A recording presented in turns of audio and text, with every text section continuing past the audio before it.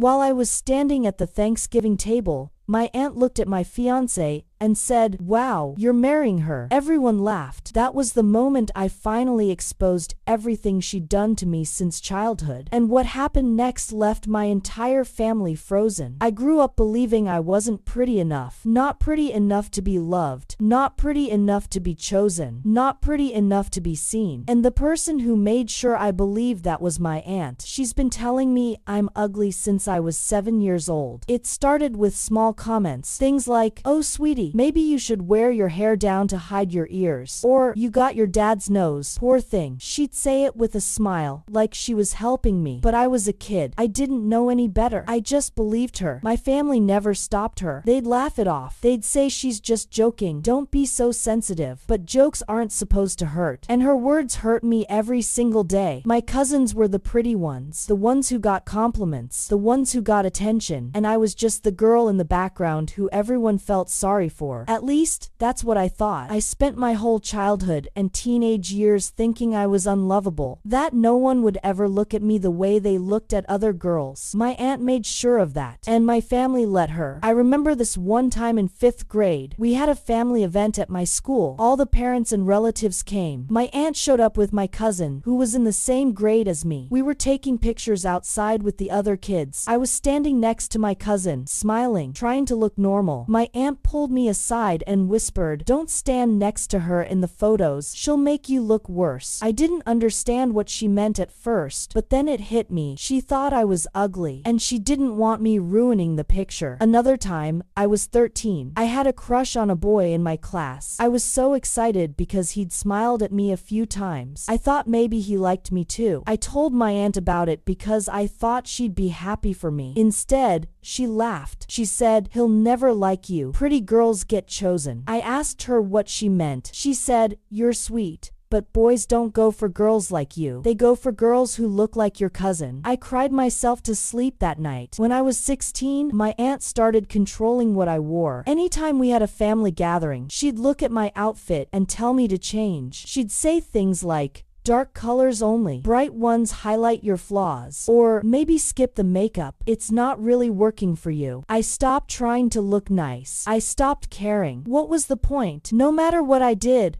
I'd always be the ugly one. Then there was my high school graduation. My whole family came to celebrate. We were taking pictures outside the venue. My aunt gathered all the cousins together for a group photo. But when I walked over to join them, she stopped me. She said, "Actually, let's do a pretty cousin photo first. Then we'll do one with everyone." I stood there while they smiled and posed without me. My mom saw it happen. She didn't say anything. Nobody did. I grew up thinking I was the problem, that my face was wrong, that my body was wrong, that everything about me was wrong, and my aunt made sure I never forgot it. When I went to college, I moved to a different state. I wanted to get as far away from my family as possible. I needed space. I needed to figure out who I was, without my aunt's voice in my head. It took time, a lot of time, but slowly, I started to feel a little better about myself. I made friends who actually liked me. I started dressing the way I wanted. I even started believing that maybe I wasn't as ugly as I'd been told.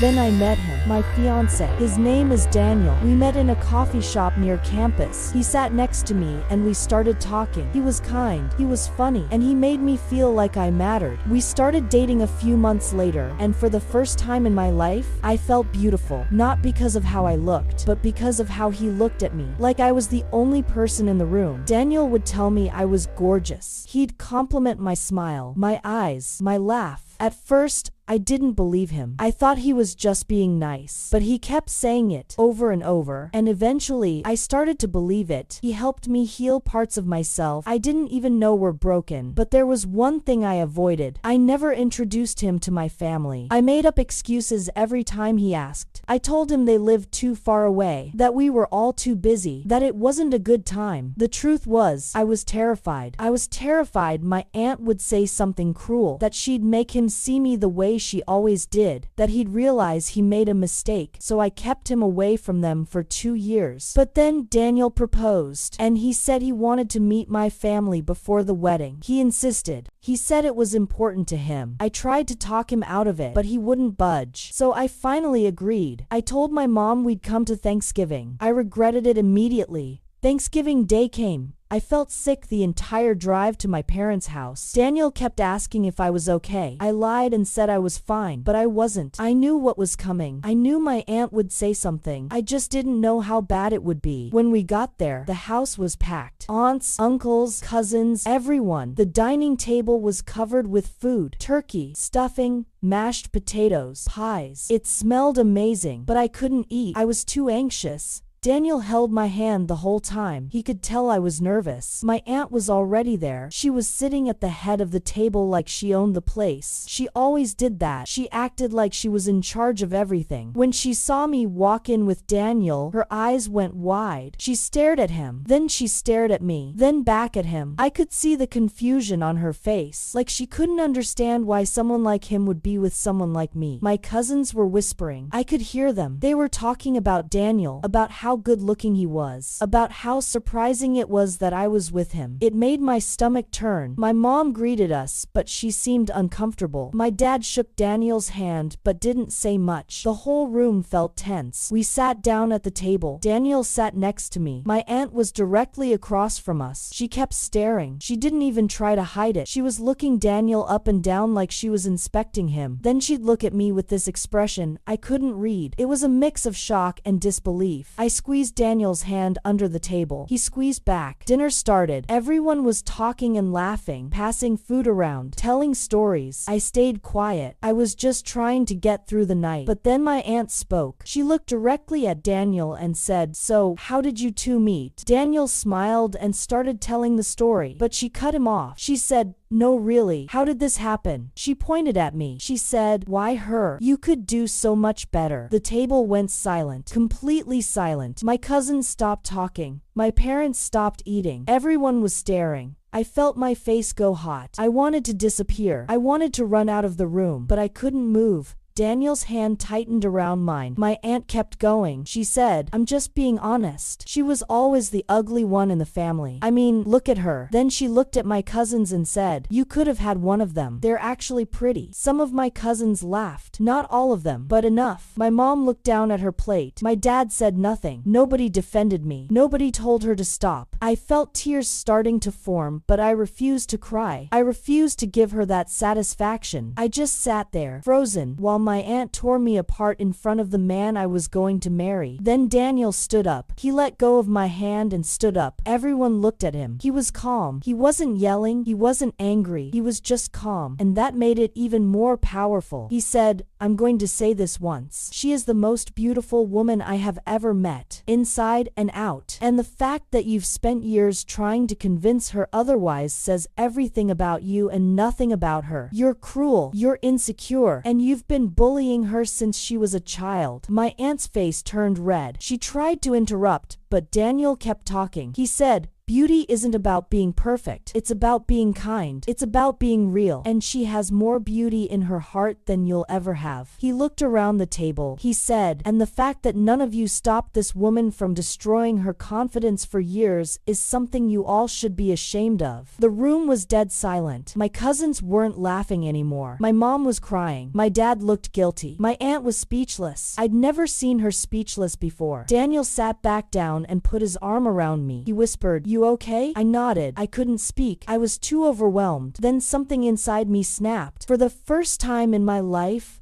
I found my voice. I stood up, I looked at my aunt, and I started talking. I said, "You told me I was too ugly to stand next to my cousin in photos. I was 10. You told me no boy would ever like me because I wasn't pretty enough. I was 13. You controlled what I wore because you said I had too many flaws to highlight. I was 16. You made me stand aside during family photos because I'd ruin them. I was 18. I kept going. I listed every single cruel thing she'd ever said to me. Every insult, every humiliation, every moment she made me feel worthless. My voice was shaking, but I didn't stop. I couldn't stop. I'd been holding this in for years, and it was finally coming out. I pulled out my phone. I had screenshots of old text messages she'd sent me. Messages where she called me ugly, where she said I'd never find love, where she said I should just accept that I wasn't meant to be pretty. I showed them to the table. I showed everyone. My uncle grabbed the phone and read them. His face went pale. My mom covered her mouth. My dad finally spoke. He said, "Is this true?" My aunt tried to deny it. She said I was exaggerating. She said I was making it up. But I had proof, photos, messages, journal entries from when I was younger, everything. My aunt was exposed, and she had nowhere to hide. My uncle apologized. He said he never knew it was this bad. He said he was sorry for not stepping in. My mom broke down crying. She said she should have protected me. She said she was wrong to let it happen. My dad sat there in silence for a long time.